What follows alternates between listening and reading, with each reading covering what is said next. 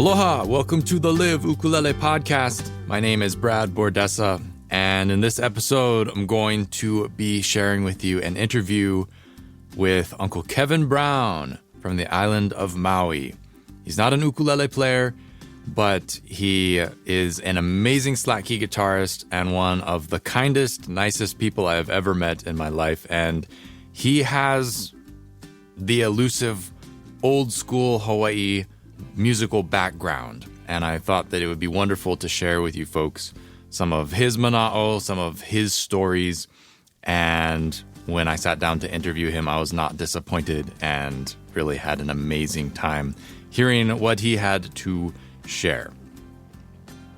We'll get into things very shortly, but before we do that, this podcast does not make itself. If you like what you hear, consider becoming a supporting member of liveukulele.com. It's a great way to help offset the time that I put into creating this podcast, to setting up and taking the time to do interviews with different ukulele players or Hawaiian musicians around the space, around the world even. Or go to liveukulele.com and check out the store. Grab yourself some lessons that will help you become a better player, understand what you're doing more so, and also support what I'm doing here on the podcast and on liveukulele.com. Mahalo nui to everybody who has already jumped in as a supporting member. Really super appreciate it. It helps to make this podcast possible and all of the free content available on liveukulele.com. Keep it ad-free. Thank you so much. Before we get into the interview with Uncle Kevin, want to cover a couple of things. First of all, quick shout out to Joel over at Hawaii Music Supply and Uke Logic Strings. He sent me a new set of strings with a few different high A options. High A. The A is always high. But looking forward to trying those out. Thanks, Joel. If you want some really high quality, nice ukulele strings, go check out Uke Logic. They're a nice compromise, kind of not quite as bright as Worth strings. They have a little bit more oomph to them, a little bit more kind of a punchy sound, while still having the great intonation and clarity of fluorocarbon strings. Uke Logic, check them out. The ukulele site has them in stock most of the time. So I've been home from Uncle George's workshop for almost a week now. We spent May 29th, I believe it was, to the 5th over there at the Napili Kai in Maui, over in Napili, and had a nice time. I really wasn't sure how it was going to be going in after the fires and everything, and starting the week driving through Lahaina wasn't exactly the nicest way to get started, but we had a nice time at the workshop. Lots of good learning moments, and got to connect with some really cool people. It was my first time to see Uncle Kimo Hussey in like 15 years. He came to Uncle Kyoki's workshop back in like probably 08, maybe not. Maybe it was even 07. I don't know. For a short workshop, they did like a weekend one time, and Uncle Kimo came to that. And I remember just absolutely loving him as a person and as a teacher. He was so kind and thoughtful, and he felt like that guiding light sort of personality that I had always hoped for. Kind of that sage and guru type. And nothing has changed. He's still absolutely wonderful and thoughtful, and we immediately sat down and engaged in some of the best ukulele conversation I've had in years, and it was delightful. He did remember me from all those years ago, and we kind of just hit it off again, and he was very encouraging and had nice thought-provoking questions to ask of me as a younger person who is trying to make it teaching ukulele. He didn't necessarily have straight advice, but he had questions so that I could answer, give myself those answers, which is the way most of the time to really get to a productive point. Somebody can always tell you the thing, But until you kind of go through the process yourself, it's not really yours, and it's not really, I don't know, appropriate for your situation, usually, until you've thought your way through it yourself. So I felt very, very nurtured spending time with him throughout the week here and there, and he gave me some homework, things to think about, and he would check in a couple times. Okay, so, and then he would kind of go back to something that we had talked about, and have you thought about this? What's your idea as far as this goes? And we went back and forth, and it was really wonderful. And I did interview Uncle Kimo. So you'll have a Kimo Hussey interview coming down the pipes in a month. We'll do that one next month so we can space it out a little bit. That was wonderful. Really learned a lot and had a great time talking story with him. There might be a part 2 because we did sit down twice. I got to talk to him about that though, because that one felt more like it was personal advice, and I'm not sure if it's so much stuff to put on the podcast. But both wonderful sessions, and you'll hear at least one of them. Got to spend time with Brian Tolentino once again, who's always good fun and, just a brilliant player. He's like Mr. Chords. I kind of wrote the book, but he actually uses those chords. I don't necessarily use the chords. I just put the book together and, have a system for thinking about them. But Brian uses chords all day, every day, all the time. And he was showing me some voicings that I've never even seen anybody use before. We're sitting down at Kanikapila just jamming through songs, and he's playing all kinds of crazy stuff. And I'm looking over at him, watching him like, what the heck is that? I never even heard that before. And then he was showing me some of those chord shapes. So it's always fun to kind of become the student again, even when you are on the staff lineup, because it never ends. You're always going to learn something. No matter how good you are, there's always something to improve or understand better or learn. But yeah, it was a nice time. Mahalo once again to Auntie Nancy, Uncle George. Every year, I like to mahalo them because it's such a treat to be a part of their event. And all the instructors, it's always so wonderful to catch up with everybody and hear the stories and see how they're doing. And, we're all right here, and it's not like I'm out in the music scene as much as they are, nearly as much. But it still feels like, we never see each other, and then we come to the workshop and everybody's just so happy to reconnect and hear what's going on, and did you hear about so-and-so, and da-di-da-di-da. And it was just a really good time, and I think it's, in a little way, a healing experience for us to be there and kind of break the ice and be back on soil there in Maui. So on a related note, one of my students very generously reached out with a couple of instruments that she is no longer playing and asked if I would use them or if I knew of anybody who would use the instruments. I said, no, I would probably not use them. I'm very spoiled. I have instruments that don't get enough playtime as it is. But I bet I could find homes for them. And so she sent them over. One of them went to a friend who at the time did not have a high-end performing ukulele. Once he puts a pickup in it, that can be his main machine. And the other one I took over to Maui with me and gave to Jason Jerome because I pinged Jason. I was like, hey, I've got this ukulele. Could you find a home for it? He said, yeah, I've given away 450 ukuleles so far. I'm pretty good at it. I bet I could find a home for it. So I said, great, I'll bring it with me. And so I packed it on the plane and brought it to Maui. Jason Jerome owns Lahaina Music. His store burned in the fire, but he has a new storefront now, a little bit smaller spot.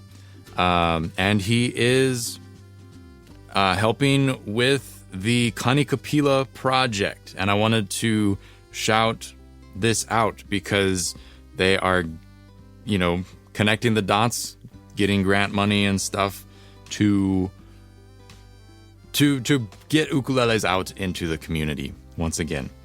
I'm just going to read off of the little pamphlet really quick, just to share a little bit about it. The Music for Maui initiative reduces emotional distress by creating gatherings that offer therapeutic music experiences for Lahaina residents living in shelters and temporary housing.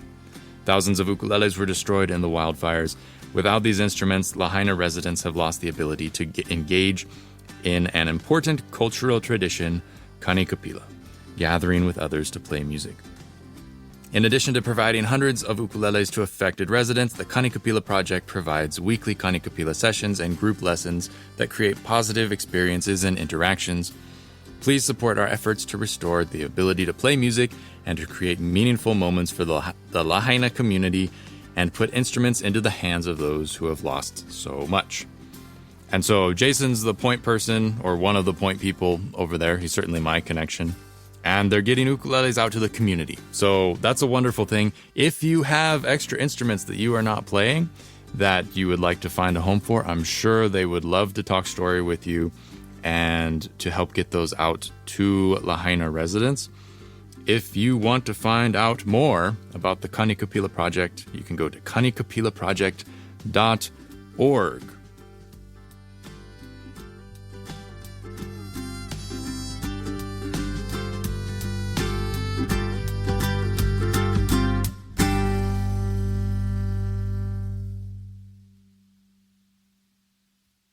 Uncle Kevin Brown is somebody that most folks have not heard of unless they have been to Maui or really looked into Maui music, because he kind of flies under the radar. He's a Maui boy who is one of the greats, but just chooses to rather spend his time under the radar, playing gigs in Maui, staying home with his ohana, and just cruising. Just taking it easy. He hasn't released any new music that I'm aware of in many years.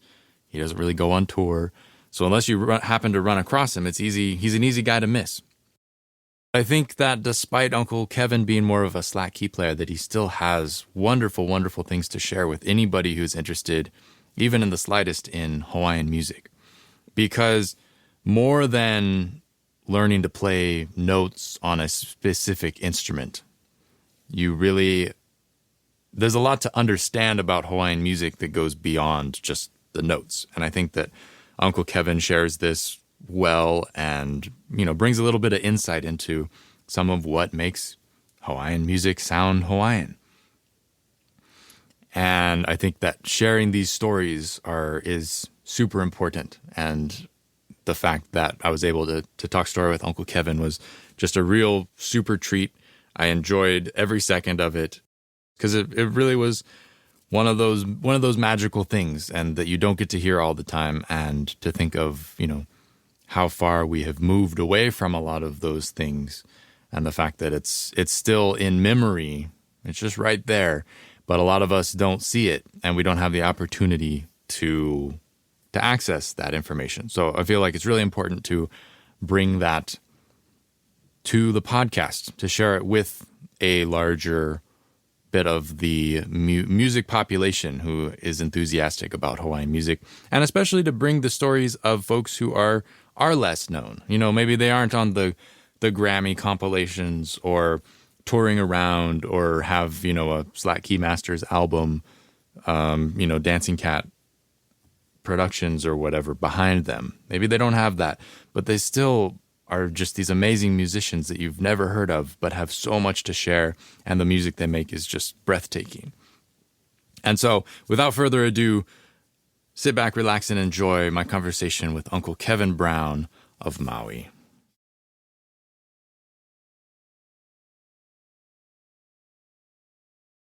Well, thank you for having me. Oh, of course. Yeah, I love listening to you play so much and hearing the stories. And well, I look forward to every year, that we can all meet, and this year there's some new instructors too, so that's even nice. I mean, we know who they are, but just never got to work with them, and so so I look forward every year, to have you also, Brad, come over and.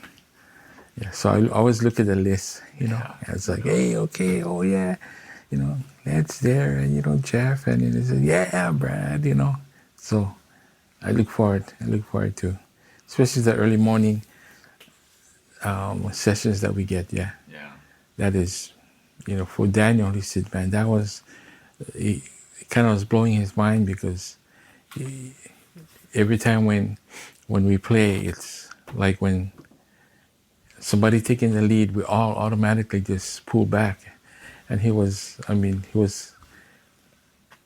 because he lives, in the mainland, and it's a little different. And so he just kind of like brought back that feel of, because all of a sudden everybody came quiet when he was picking, and he was kind of looking around. It's like, wow. So, we get to listen to everybody. And the good thing about that is we know the songs that they're playing, but what we don't know is how each instructor going to take Hi'ilawe, or they're going to take Opihi Moi Moi, or Puahone or Koke'e. Everybody have their own way that they're going to arrange. Either they're going to hold it a little bit longer, or they're not going to hold it, or they're going to add something inside, before you go into the next chord.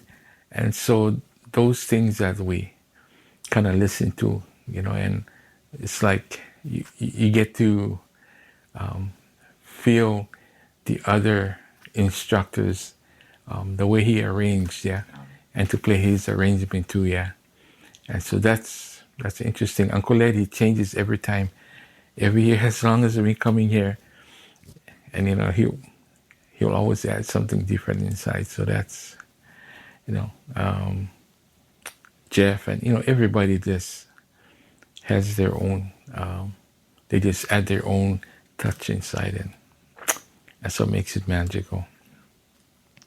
But we missed you this morning. Yeah, slept in a little bit, went for a swim. Oh, okay. But I wanted to ask you about growing up here and what your background was, because we listened to you play and you have that such authentic Hawaiian sound and feel. Where did that come from? How did you kind of come into this fold? Born and raised here on Maui, and I was raised here out in Lahaina by my grandparents, because my dad had to go to Kwajalein to build an airport there. So the contract was for a whole year. So my dad took us to my grandma's over in Lahaina, and over in Kanapali is where the Royal Lahaina, all the hotels are today, but our home was there before. And so I lived with my grandma, and it was just good because we learned the Hawaiian way, everything was pretty strict, and so we learned that way. And then when my dad came back, we moved back with my dad over to Waiʻehu side. And my dad was always a musician as far as I knew growing up. I always heard him playing either by himself or with the rest of the guys, his band that used to come over to the house. So I knew he was a musician all his life. And then he kind of retired playing music in the 60s. And, he just wanted to raise all 7 of us. And so he just played music as a part-time thing. So while he was playing music, he played Friday and Saturdays over in Kahului,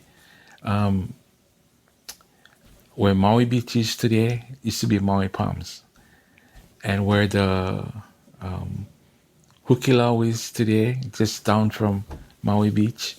That was the only 2 hotels there, Maui Palms and Hukilau. My dad played Hukilau Friday, Maui Palms Saturday. So my brothers, we had a job. So I carried my dad's amplifier. My younger brother made sure he carried all my dad's song in the book. And my other brother carried his guitar. And then my other brother carried the ukulele. And my dad just walked out of the house with his car keys. And, so we all knew what our job was. And so when we got to the gig, he would have 7 chairs on the side of the stage, and that was for the 7 of us to sit there for the whole hour. And my sisters, they had to dance whether they wanted to or not. They were younger. And so, sitting there for years and listening to my dad and his band play, and it's like, oh my gosh, I wasn't used to that sound, because the Beatles was coming up, and all these, Rolling Stones and all these guys, Young Rascals, they were all coming up. And so that was the music that was pleasing to my ears. And so, we just had to sit there and just listen to my dad and play for the whole hour. And not knowing years down the road, when I got married, well, before that, I attended Baldwin High School. And in my freshman year, only because I cut my math class, my first year in school, because math and I were like two magnets, just couldn't draw together. So I cut my math class the first year, and then I hid in the courtyard. There was a big banyan tree in the middle of the courtyard, so huge that you could hide your whole body inside of the crevice of the tree. So I hid in there till the recess bell rang. But that day when teacher walked out and decided to bring his class out into the courtyard, and I was like, oh, shucks. I could see him looking at me, but he looked at me, I put my head down, he passed me, and a kid sat just in front of the tree, and I was like, oh, man, I said.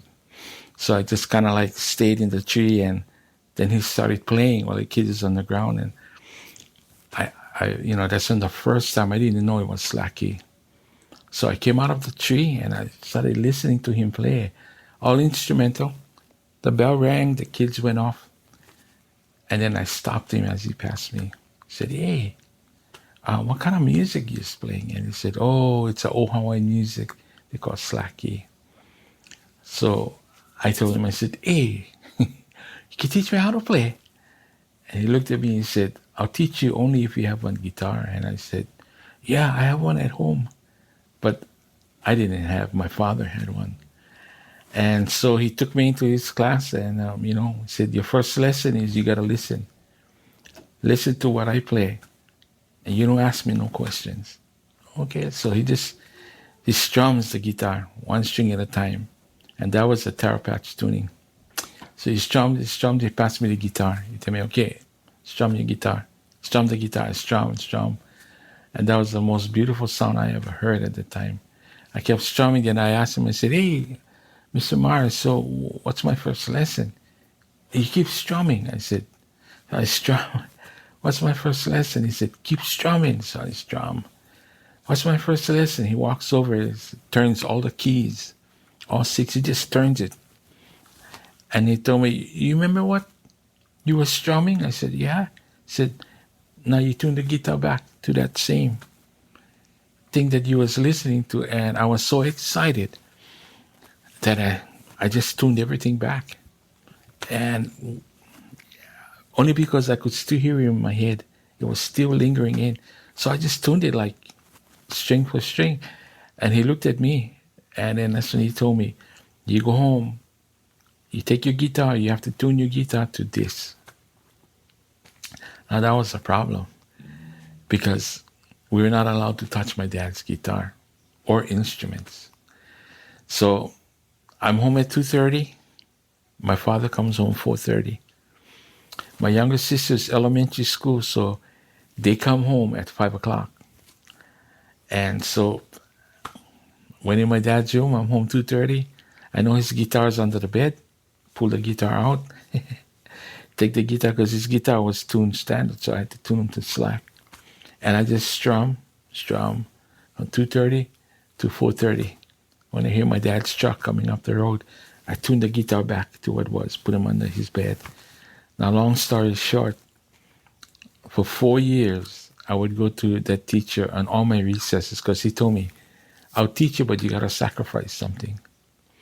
You come to me every recess, and I'll teach you. So I would go to him for 4 years, and then finally it was graduation, and my dad told me, he said, hey, okay, boy, what you like for graduation? So I told him, oh, Dad, I like on guitar. And they said, oh, you don't know how to play, and it's too expensive. So I told him, I said, I was practicing in school. My teacher had a guitar. I would practice Slacky, and the minute I said Slacky, man, my dad's eyes just lit up. "Wow, you know how to play slack key?" I said, "Yeah. I would practice on my teacher's guitar in school." So he tells me, "You go in my room, under my bed, you bring my guitar to me." So I go, bring the guitar. I said, "I got to tune that." So I tuned down to slack key, and the first song I played for my dad was Ulu Palakua. And my dad was it was the first time I saw tears in my father's eyes. And it was, from about 5 feet away, man, he was right up to the neck of the guitar in my fingers. He got closer because, I didn't know at the time.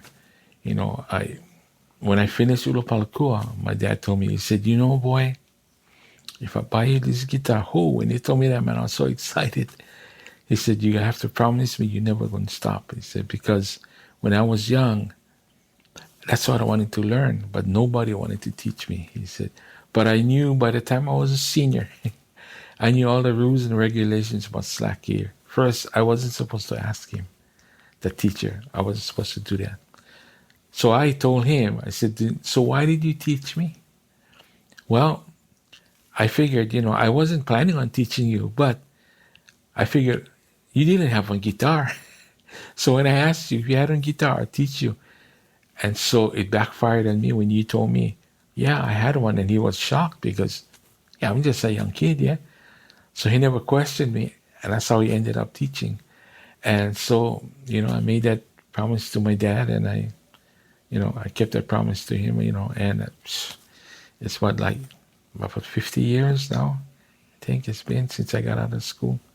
And, along the way, my brother came back from Vietnam, and then we worked first as paramedics. I was a paramedic to my brother and I. So here in Lahaina, and we worked 48 on, 48 off. And the 48 hours we worked, we'd bring our instruments and just, play in the quarters. And back then in the 70s, you hardly had any calls in Lahaina. And the police would come down. Back then they didn't have computers, so they would bring the typewriter and do all their, their paperwork. And so they would sit down and hear us play, then they start making requests. "Hey, can you guys play this? Can you play that? Can you play this?" And every song they requested, we played. And one day, one of the officers said, "What are you folks doing driving the ambulance? And you guys should be out there making people happy." And, we just kind of looked at him like, as a job we got to do. Then he said, you know why? The reason why we come here? He said, "We come over here to listen to the music. And the good thing about it is that you folks, every request we made, you folks played them. So why don't you go out and make people happy?" And that officer, I remember him as Jimmy Kofuiki. And he said, when he left, my brother and I looked at each other like,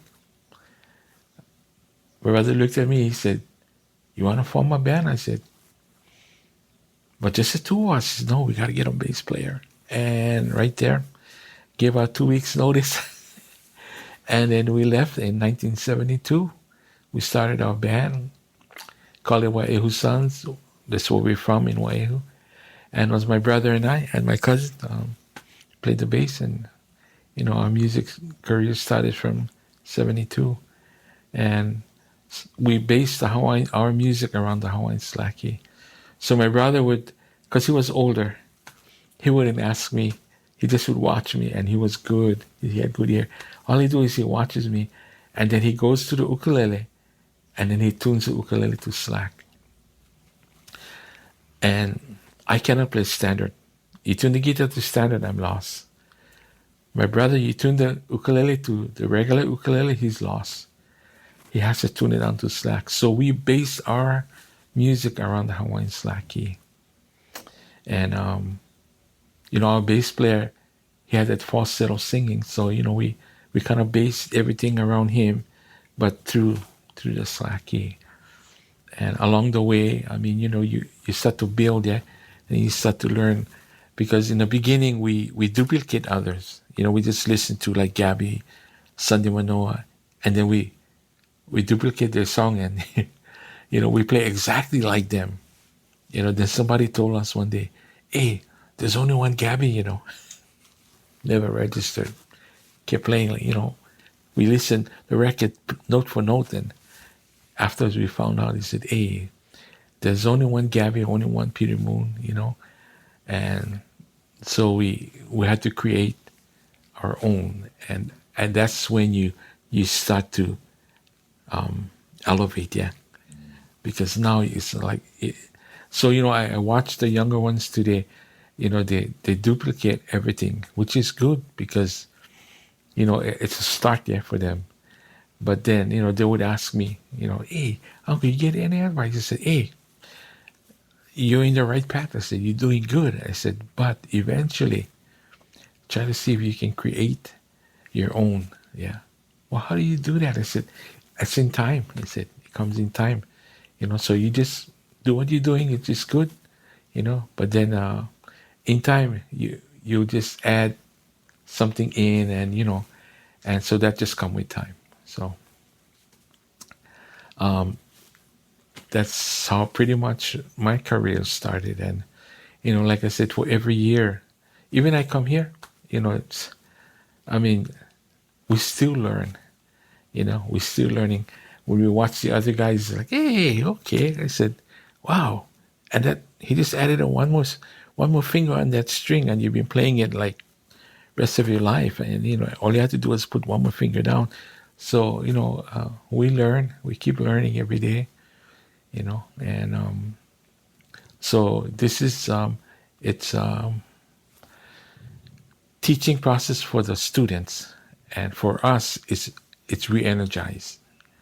We get re-energized by each other, and that's what keeps us going, because if we was to just give all the time and not get the energy back, we'd be burnt out, because we got to do our livelihood, we got to go out play music, 5 days a week or 3 days a week.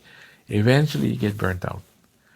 But the re-energized by the other, like you and Sunny them and Laird and all of them, we get the energy back, and that gives us the the lift that we need here. Because when we take the students, they kind of suck everything out, because they're going to ask questions.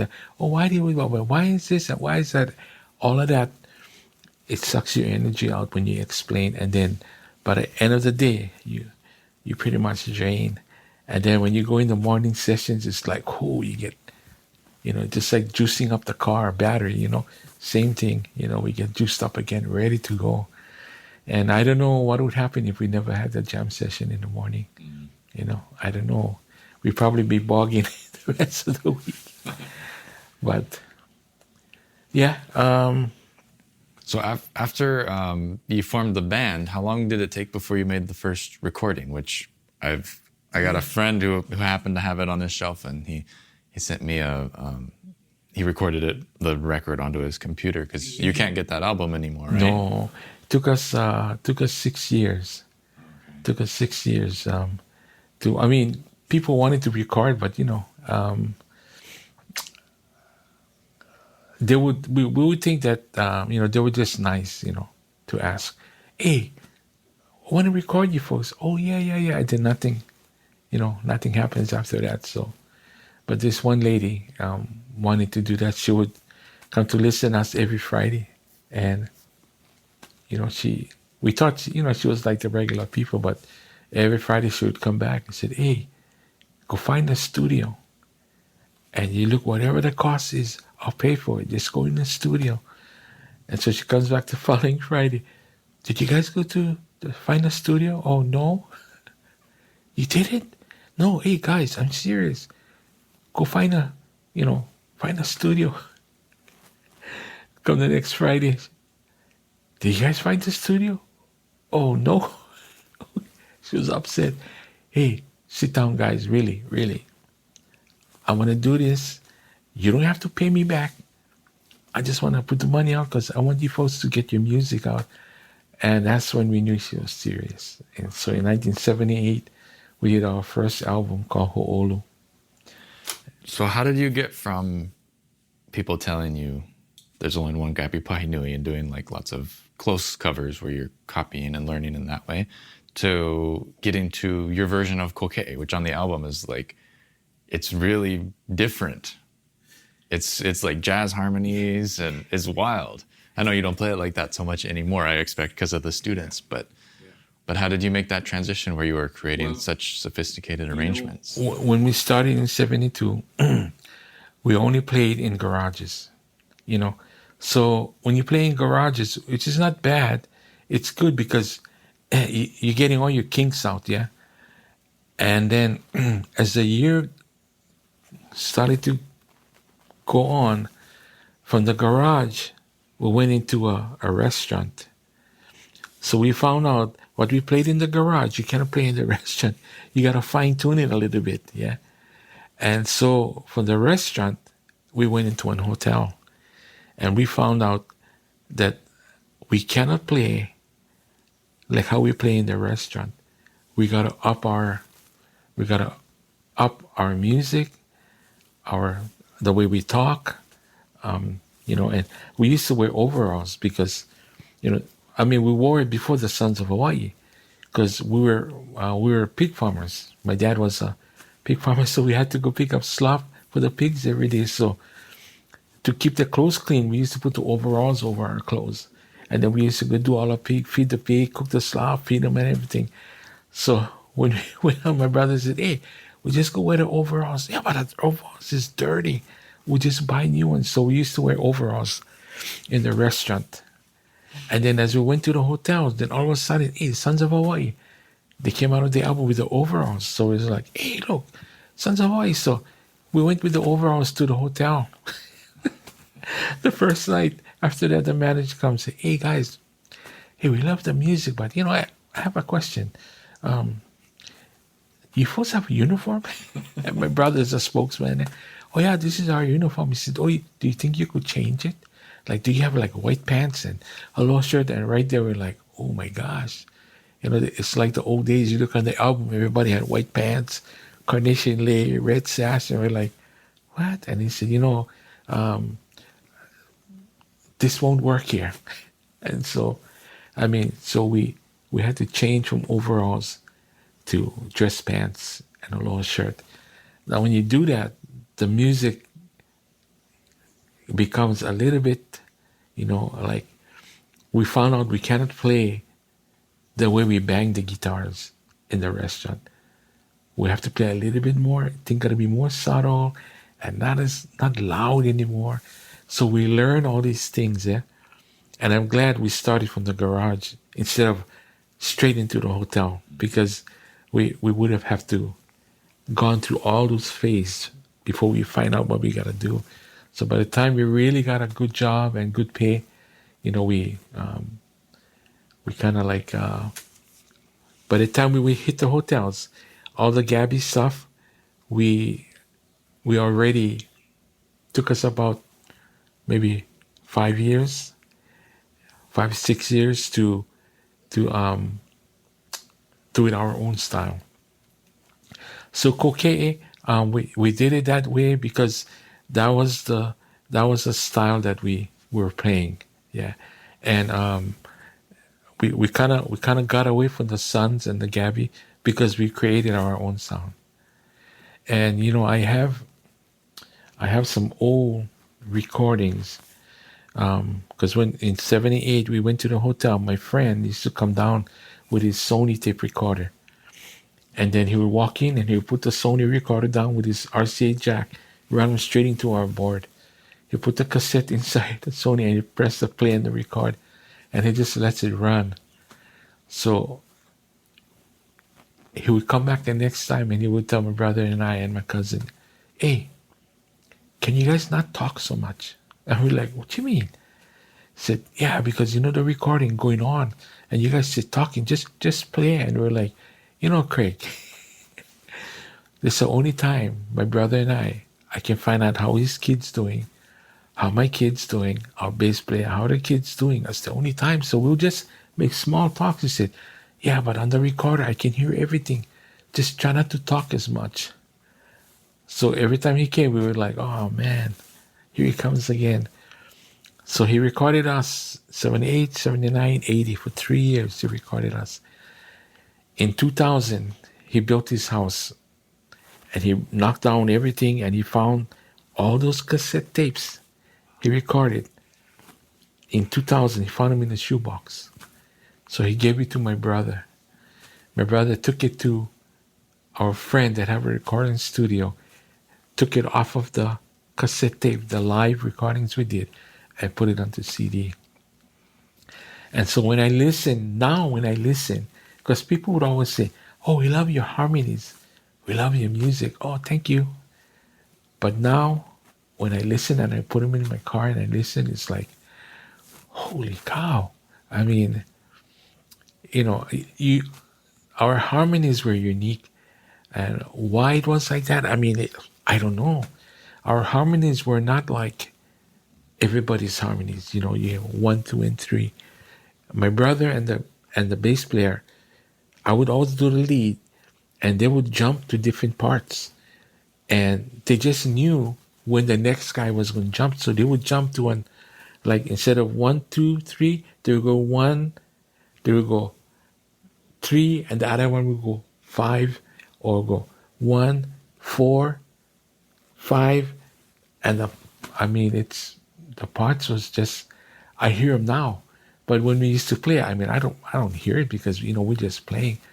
But when I hear it on I put it in my car, I was like, man, I said, yeah, our harmonies were, I said, we're pretty tight. And so it was way different from when we played in the garage. Way different. And I think the recording that you got, I'm not sure. Now, where was that? That was the first album. Oh, it was from the first album. I believe so. Next time, oh shucks. The next time I've been coming to Kona a lot and Hilo. In fact, I got to come back to Hilo again in August. But, you give me your address. Yeah. I can send you the live. Oh, it's a live of the kind. And, we were like maybe 10 feet away from the bar. So sometimes you can hear the blender go, and then, you hear the clanking of the glass because the waitress coming to pick up the, you can hear that a little bit kind of stuff. But, yeah, I can send you a few of them. That would be awesome. I would love to hear that. Oh, yeah. I think it was, our harmonies were tighter on the live.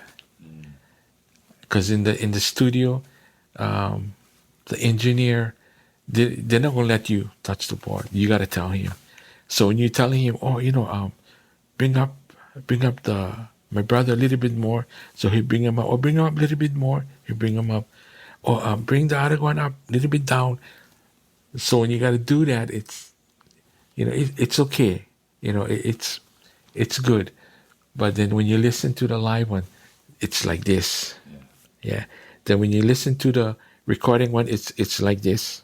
It's still in there, but not tight like the live one. So I promise you give me your address and I'm going to send you. That would be wonderful. I would love that. So you talk about your brother and your cousin just figuring that stuff out. That's so like Hawaiian style. And then we come here and the students are very overwhelmed by learning by ear and just playing by intuition and creatively like that.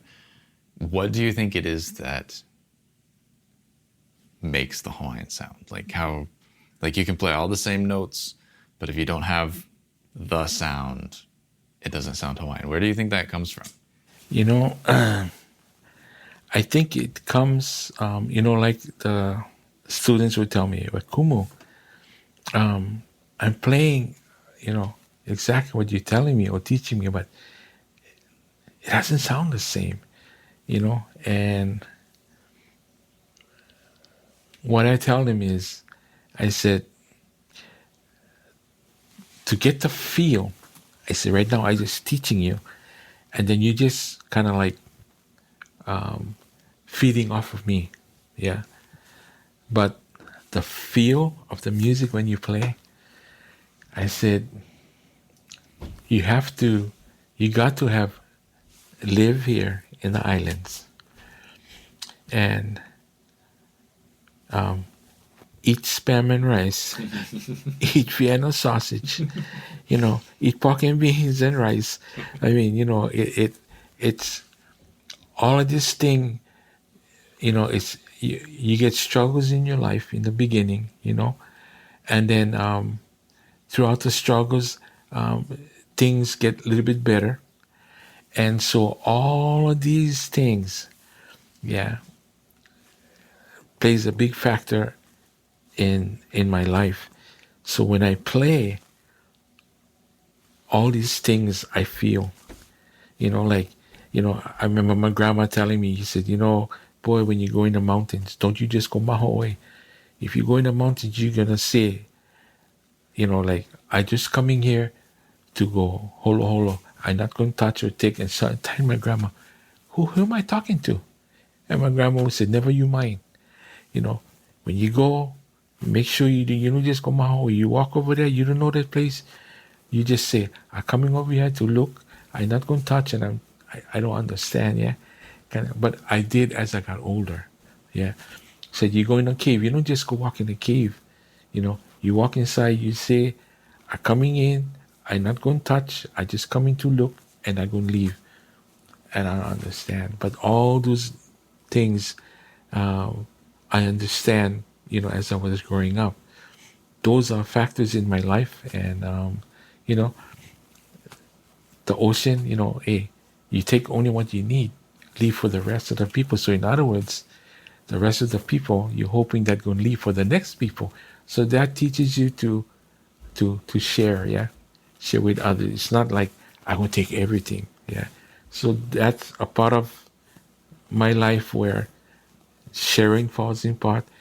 The struggling because, back then you wish you could go Dairy Queen, which you used to go once a month. Man, you would go once a month. It's like, wow, Dairy Queen, Today the kids, man, every day they like go McDonald's.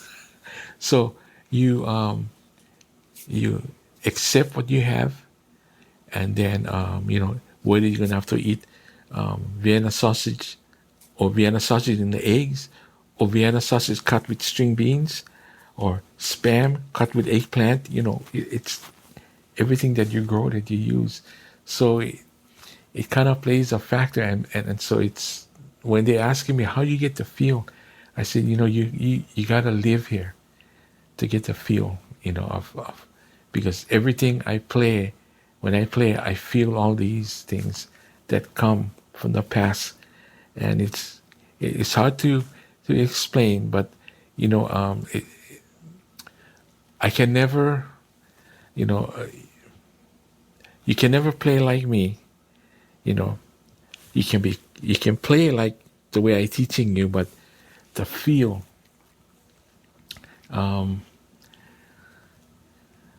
it's gonna be hard because you're here for the week and then you go back, and then you go back to the real world out there, and and so I told him, you just take what you have now, and then whatever you learn, if somebody wants to learn, then hey, show them as part of sharing, yeah, and so that's how when I play, it's all by the feel, like Uncle Led, and all by feel too, and so it's a little bit different, sometimes people can feel when you're playing. If I'm playing on stage, somebody's there, they'll come up and thank you. "Oh, I felt your music," and sometimes it does. They can feel your energy. Yeah. So I don't know. I hope that was. Oh my gosh, that's so wonderful, Uncle. Do you want to play a song? Yeah, sure. Okay. Yeah. You go accompany me. I can.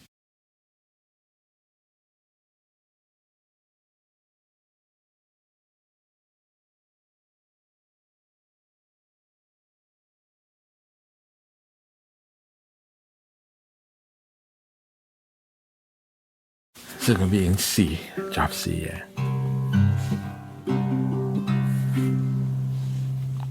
So kalana ka Waiʻehu, yeah.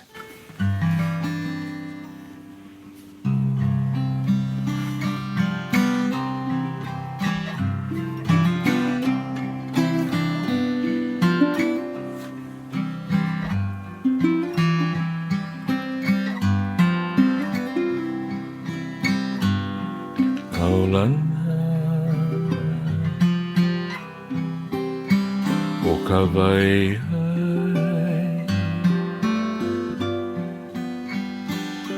I ke kai Havana e olelo mai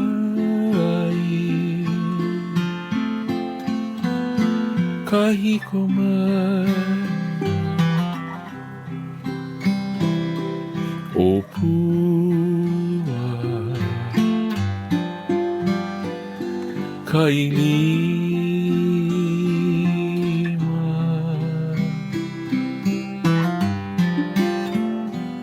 e kilohi iau mauna kea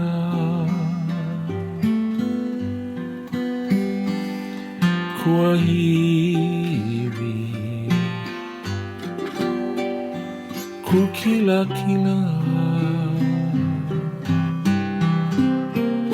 e olelo mai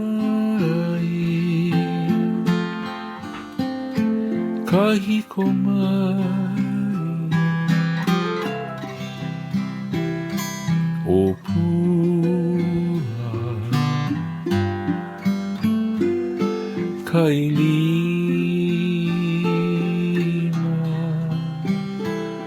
Hey, take on, Brad.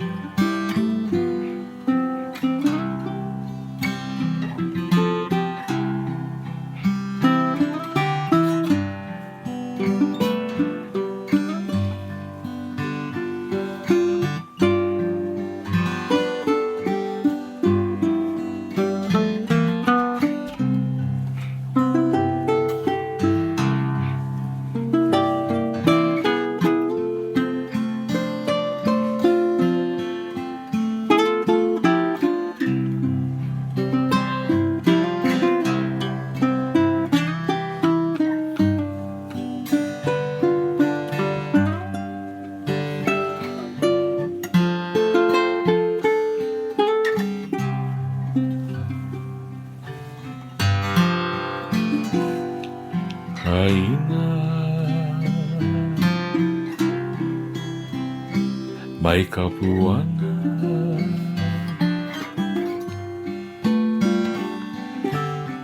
kua hiwi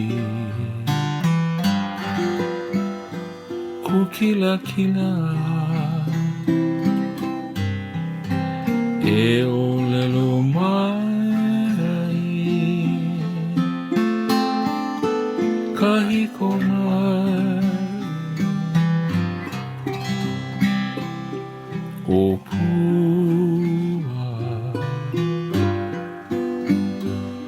kailima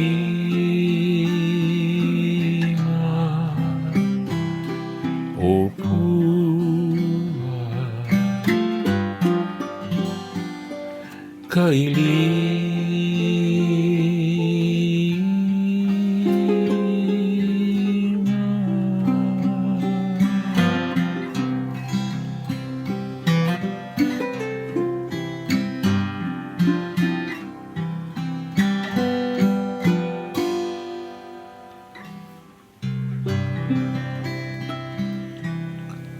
Thank you, Brad.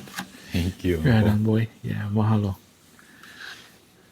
Well, we got to get back to classes here soon, but can I ask one more quick question? Sure. Something that always amazes me about your playing is we come here and everybody is attracted to Uncle Led, like flies to honey because he plays so fancy.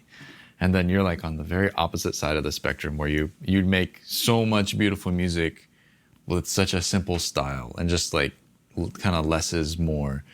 How did you end up getting to that style? Because it's so easy to feel like you want to play faster and fancier and all these things, but to have have that confidence to lay back and just do your thing? You know, in the beginning, I used to thought fast was good, you know, and then I heard Raymond Connie said, it's not how fast you can play, he said, but it's how sweet you can play.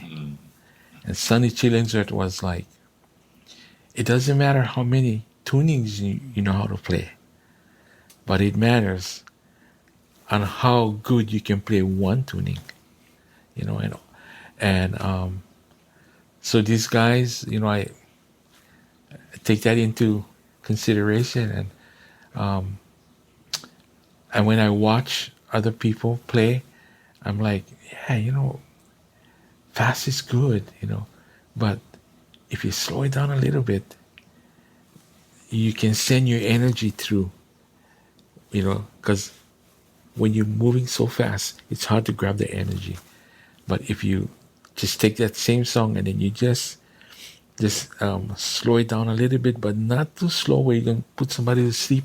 So you gotta kind of feel out when you play each song. If I'm gonna do it a little bit slower, then I gotta feel the pace of them, and not make sure it's too slow, where it's just right where, like I said, the feel come from the inside, And so they all say, you know, slacky is you play from the inside out, And for the people that come, you know, that come here,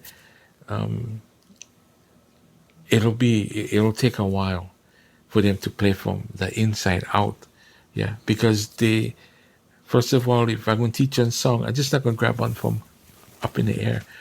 I'm going to grab one song that makes sense, And so for them, you know, if I do Kalana Napua, you know, it's a protest song, but they're not going to really know, you know, the protesting about the Queen and everything, you know, the whole picture. So it's hard to play the song by the feel, because they're only going to play what they hear from you.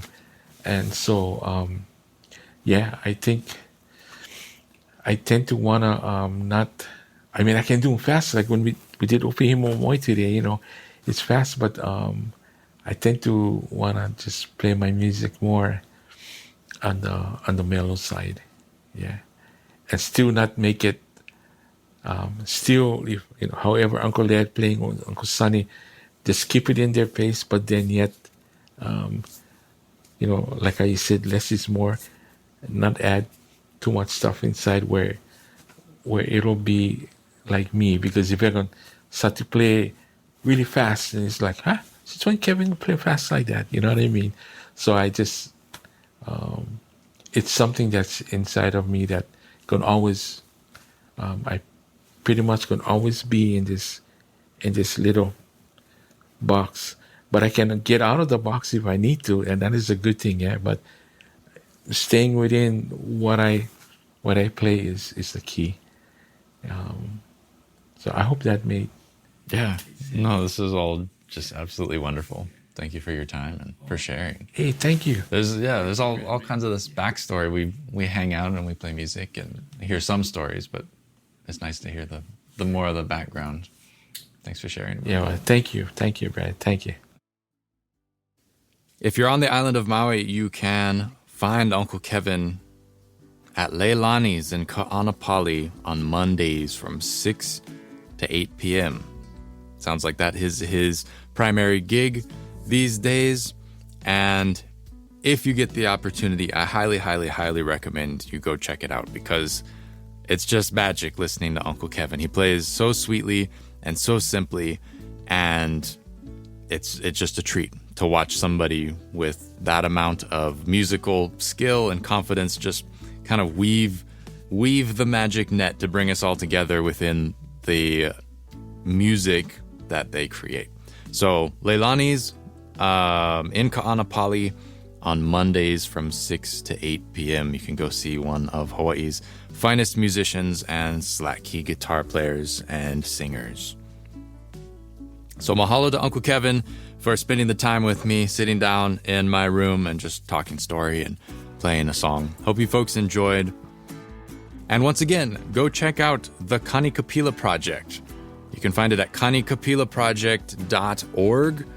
Send some money their way, send some ukuleles their way, reach out, find out how you can help get music back into the hands of Lahaina residents, and bring that joy of just jamming back. Because if you don't have the instrument, it's kind of hard to jam. We take it for granted that we have instruments to play, but as we've seen, all these things can go away so suddenly and abruptly, and to have that back is a huge blessing. So thank you to Jason for all of his work he's doing over there in Lahaina, and everybody at the Kanikapila Project. I was happy to hear that it's kind of a bigger thing with some, financial backing and things like that, and not necessarily just everything falling on one set of shoulders. But the Music for Maui initiative, good stuff. I'll catch you next time. The Live Ukulele podcast is always published on the first and third Saturdays of the month. You can find me at liveukulele.com. Catch you next time. Until then, be well out there. Keep on jamming. Don't take anything for granted. And hui ho.